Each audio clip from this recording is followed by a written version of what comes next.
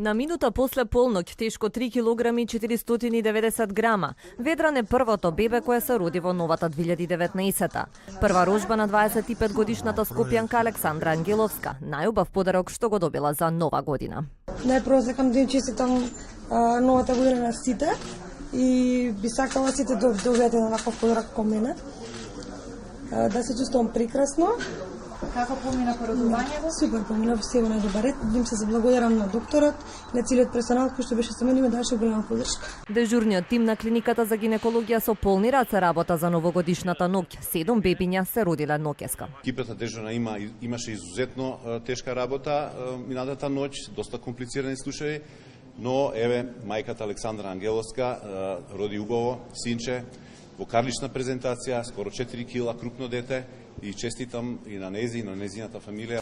Здравје и среќа на малиот Ведран му посакаа градоначалникот Петра Шилегов, министерот за здравство и министерката за труд и социјала, кои традиционално го посетуваат првото бебе родено во новата година. Мајката од Министерството за труд доби златника од град Скопје штедна книжка со 20.000 денари. Во името на градот Скопје, она убаво меченце кое што го поклонивме и кое што го подаривме, да биде како слика поклон за сите дечиња кои што се родија оваа ноќ, сите дечиња кои што ќе се родат во текот на оваа година, и на нив и на нивните семејства посакаме многу здравје и успех.